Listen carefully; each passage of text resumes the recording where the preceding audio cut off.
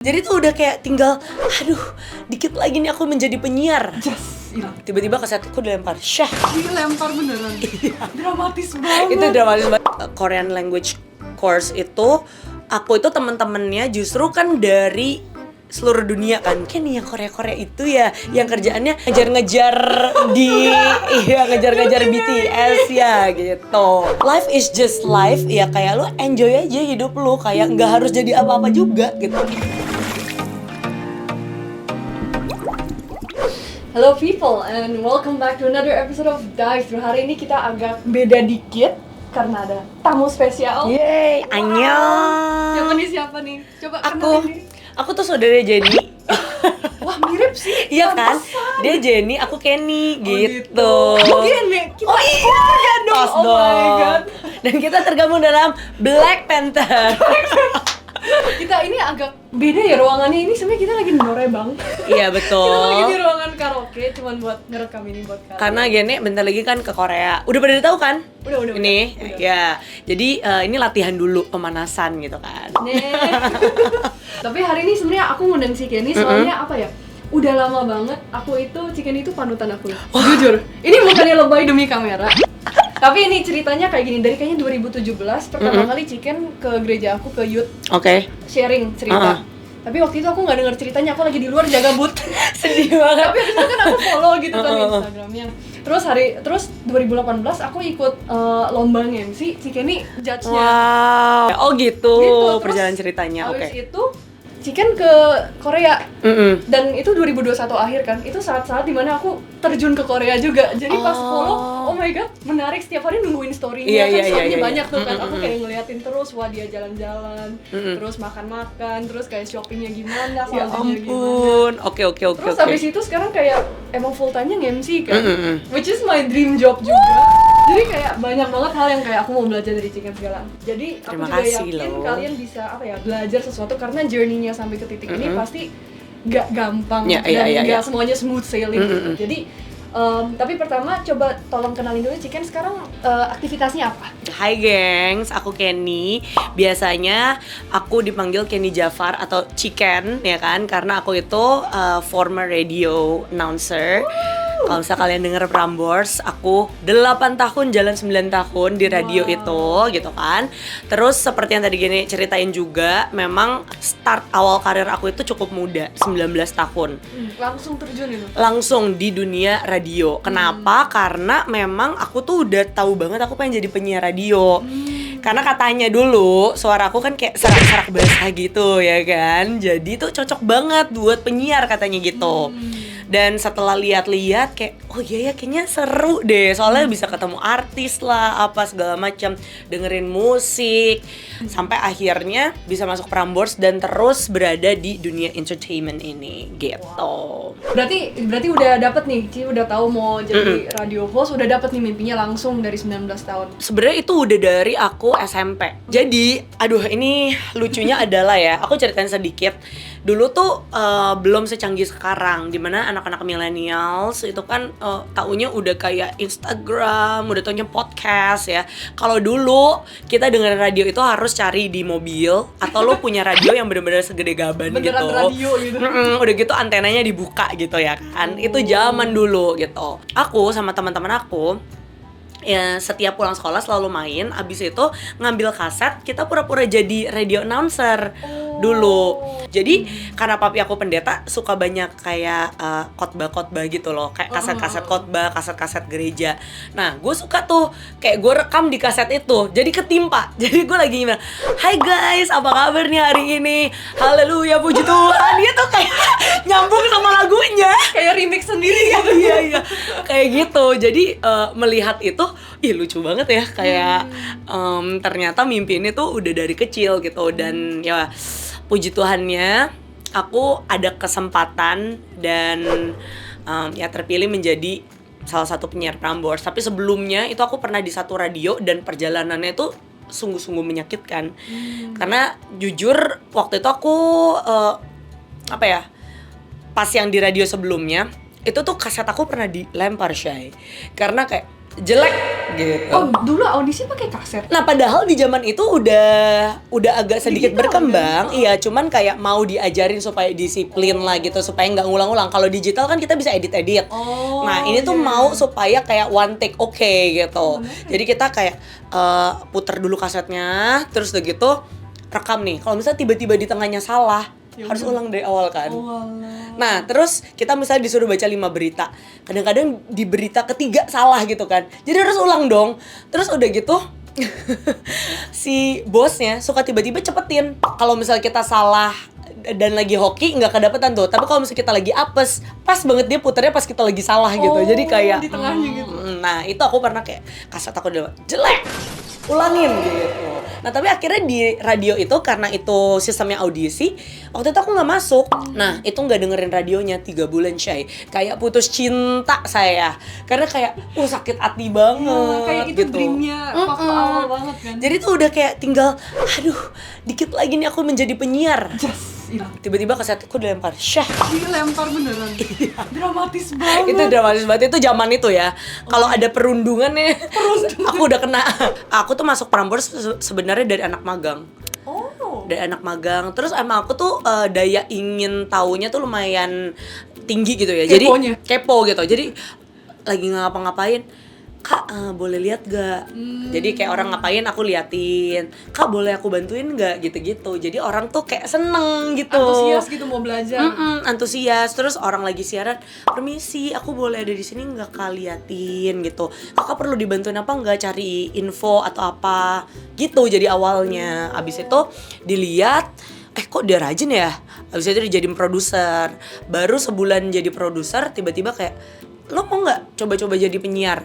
Lo latihan sendiri. Terus bener-bener aku latihannya itu di ruang studio, nggak dibantuin siapa-siapa. Terus aku kepencet on air. Serius? pernah kayak gitu, tiba-tiba kayak lagi lagu, ya salah deh gitu kayak. Tapi setelah, berarti itu berapa tahun sih di Prambors sampai akhirnya resign tuh? Ya totalnya 8 tahun lah ya. 8 tahun dari anak magang, produser, semuanya dibantu-bantu bisa, terus announcer. Aku pernah kayak dari Prambors itu jam 6 pagi, karena dulu aku siarannya pagi kan pas jadi produser, sampai jam 12 malam. Karena gini, karena kerja di radio, semua media sih, itu tuh kita nyaman banget gitu loh. Ngerti gak sih?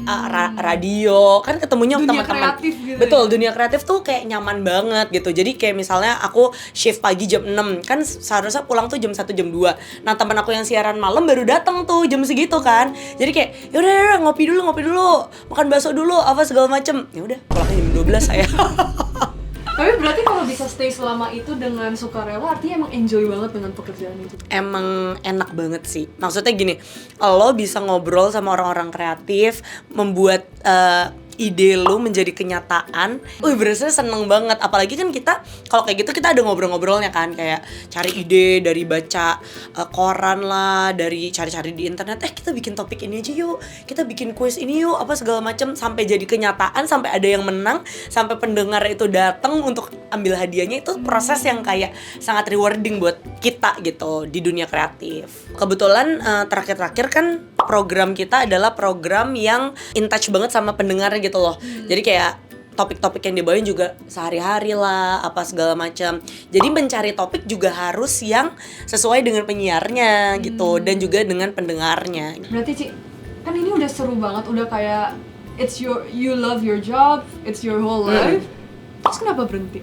Oke, jadi ini bermula di saat COVID guys, tahun 2020 ya. Tahun 2020 aku inget banget, kalau nggak salah itu bulan Maret. Yang tadi aku bilang kan perjalanan aku di Prambors itu lumayan panjang ya, dari anak magang, terus gitu jadi produser, terus akhirnya aku memilih untuk siaran doang, produsernya udah enggak. Karena kalau enggak kan kita dari jam 6 sampai jam 12 malam itu ya. Tiap hari. Nah, terus yang pas aku siaran doang itu, aku kan udah mulai kayaknya masih apa segala macem. By the way, aku punya YouTube juga itu dulu ya, gitu Gak apa-apa, kan. aku nanti link di description. Gak ada isinya. Ya maksudnya pas di masa muda itu, aku mencoba banyak hal lah gitu. Nah, jadi buat teman-teman yang masih muda juga, seperti kamu. Cici juga masih muda. Betul masih muda. Tapi gini, kaulah muda, kesempatannya tuh mungkin lebih banyak untuk anak-anak yang masih umurnya tuh depannya 1, contohnya 19 gitu kan, atau 20 tapi bukan 20 yang kayak abis 25 tuh harus memikirkan jenjang berikutnya gitu kan.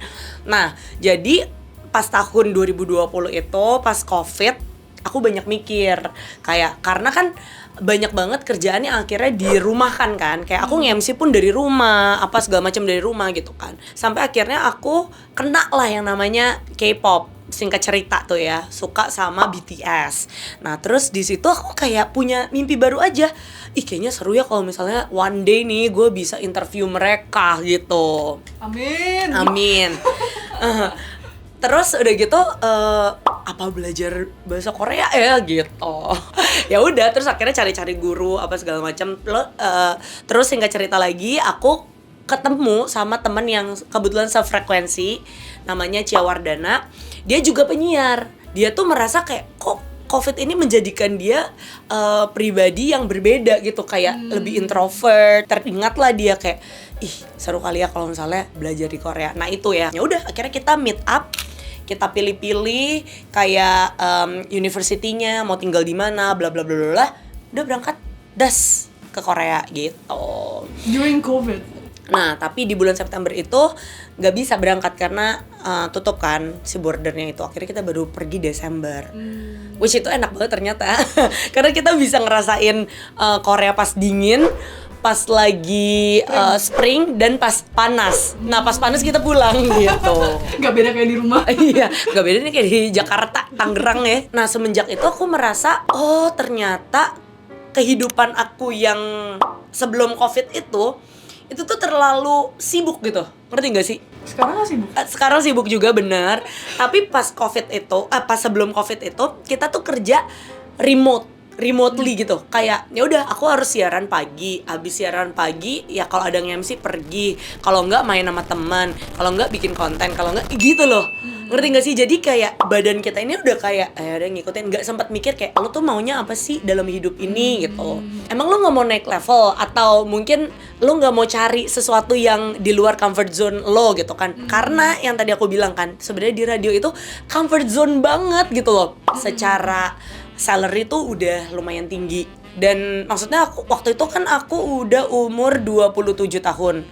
Which dengan gaji segitu, jujur aja aku jauh di atas teman-teman aku yang sekarang manajerial gitu. Ngerti nggak sih?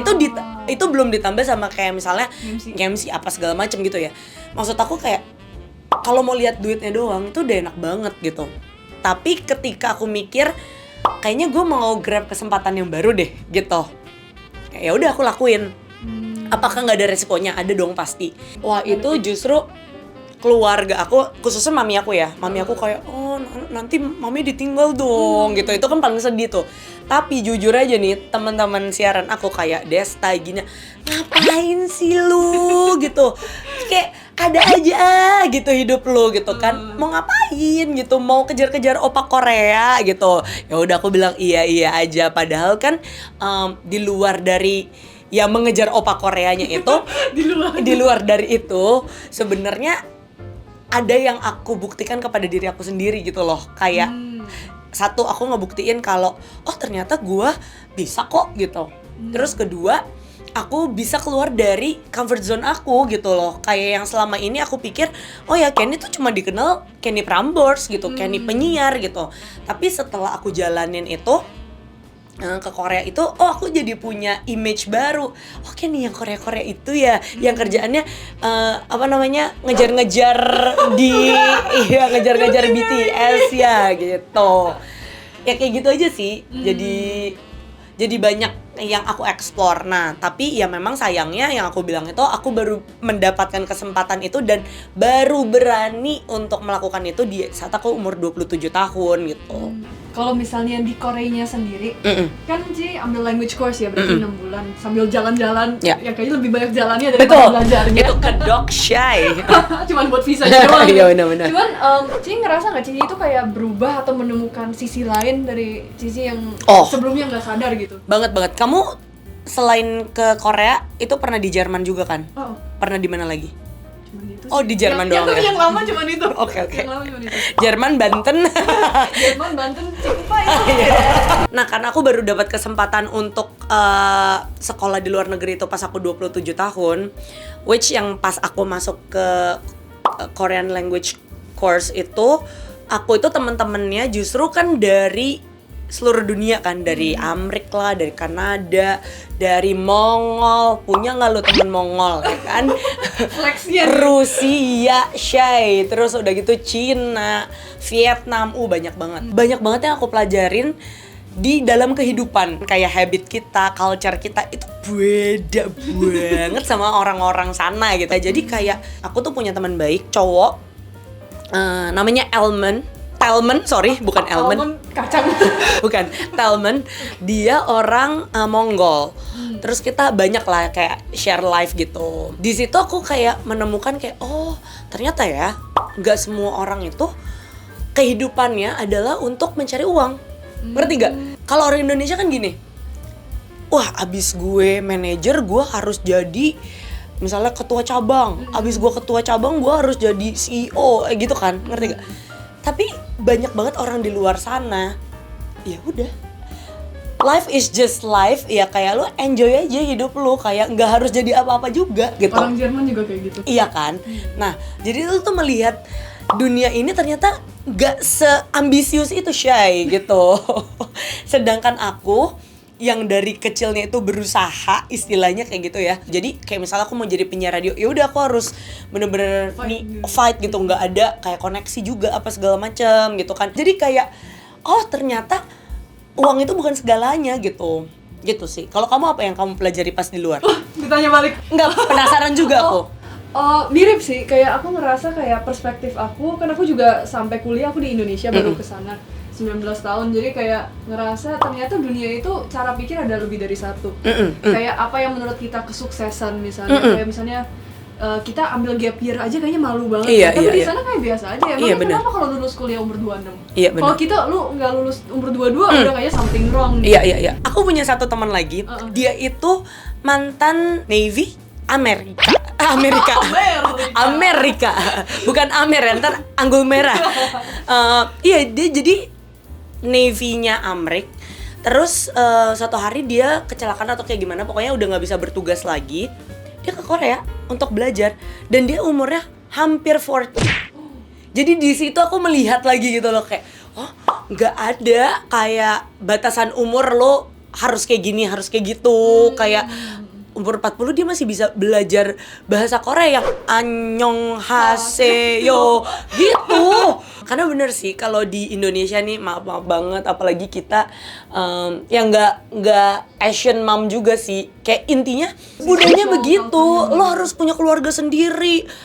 Tipe kesuksesan adalah ketika lo bisa beli rumah 2M gitu. Kayak kenapa kalau emang masih ngontrak ya nggak apa-apa juga gitu loh. Kayak ya itu sih yang aku paling paling rasakan perbedaannya pas aku di Indonesia gitu. Berarti kalau gitu pertanyaan berikutnya, menurut Chicken, kesuksesan itu apa sih dalam hidup? Wah, udah mulai deep. Wow, deep banget. Gini, ini sebelum jawab yang itu ya, aku tuh lagi belajar banget untuk selfless. Jadi banyak banget kejadian dalam hidup aku yang akhirnya aku harus mengutamakan kepentingan orang lain daripada kepentingan aku. Nah, itu sangat susah banget. Kayak misalnya aku tuh anak ketiga dari 3 bersaudara. Tapi kebetulan yang 2 ini kayak udah punya keluarganya sendiri lah. Jadi aku kan, nah tinggal sih sama mami aku, which mami aku menjadi tanggung jawab aku gitu kan. Jadi buat aku untuk pergi-pergi, kalau misalnya aku ditanya nih, mau lanjut di Korea nggak? Maunya sampai 2 tahun, 3 tahun gitu kan. Tapi again, aku lagi belajar untuk selfless, ya udah gue pulang ke Indonesia gitu kan. Nah, dari cerita yang tadi itu, kesuksesan buat aku adalah ketika lo sebenarnya mampu melakukan itu, tapi karena lo tahu ada yang lebih membutuhkan, ya lo nggak melakukannya gitu. Nah, jadi kesuksesan bukan ketika lo di atas banget, tapi kesuksesan itu ketika lo bisa tetap ambil baby step towards your dream gitu. Oke, berarti kalau misalnya untuk kesuksesannya udah terdefinisikan, next stepsnya apa sih? What do you want to achieve in the near future? Oke. Mencari opa? Mencari obat tidak. Aku nggak suka orang Korea loh, maksudnya aku nggak pengen pasangan aku Korea. Ya kalau dikasih tiba-tiba suga sih nggak apa-apa ya. Nextnya itu 2024 lah ya. Ini satu hal yang aku emang like banget, yaitu adalah konsisten. Jadi next stepnya adalah konsisten di setiap yang aku bisa. Kayak misalnya konsisten dibuat konten, konsisten di Radio Nuna yang sama Cia itu, konsisten di managing my clients gitu, yang maksudnya yang sekarang udah ada gitu. Terus udah gitu konsisten juga untuk mencari hal-hal baru. Aku again belajar dari yang pas lagi COVID itu, aku nggak mau kehidupan aku tuh remote lagi gitu loh, ngerti gak sih? Kayak ya udah lakuin aja apa yang setiap hari lo lakuin. Lama-lama nanti kita ada poin dimana bosen banget melakukan ini semua gitu. Jadi nggak cuma lari terus sadar salah tujuan.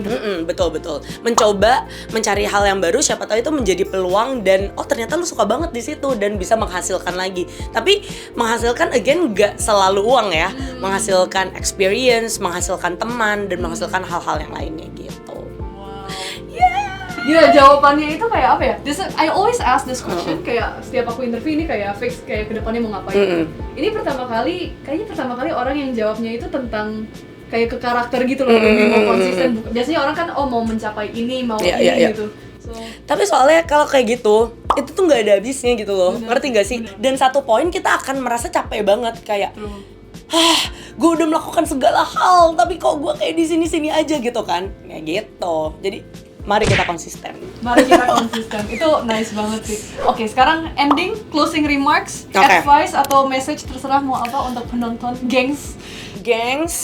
Aku mau kasih advice dulu buat kamu. Buat aku? Iya. Oke.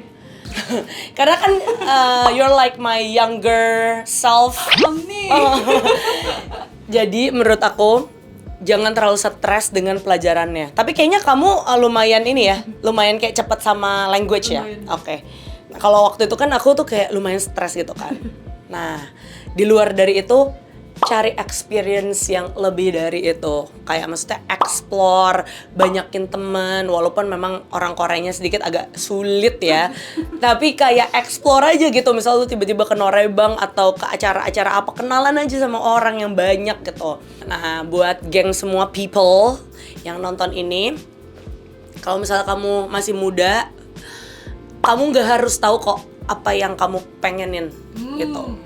Jalanin aja, kalau emang lu belum tahu lu mau apa, ya udah cari aja gitu. Nah, tapi jangan mager. Ketika lu yakin apa yang lu pengen, seriusin itu gitu.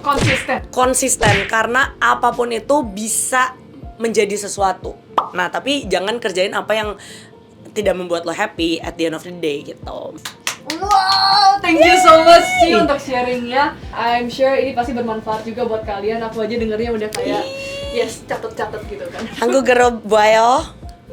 Sampai ketemu di Korea. Sampai ketemu di Korea ya kan? Yeah. Nanti pokoknya nanti YouTube kamu udah pakai bahasa Korea semua, ada Hangulnya gitu. Iya, subtitle gitu kan. Kalau misalnya kalian mau follow Chicken, nanti aku taruh di sini aja atau di description box. Kepoin. Annyeong.